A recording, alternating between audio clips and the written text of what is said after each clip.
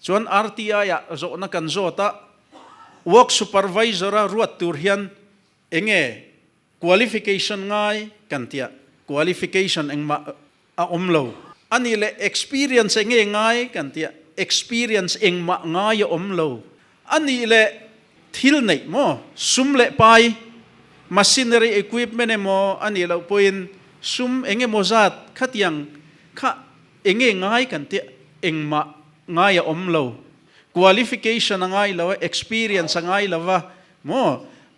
sum le pai nei train lo te zonin contract na tho thei lo nia khatiang po ngai lo chu wangin a qualification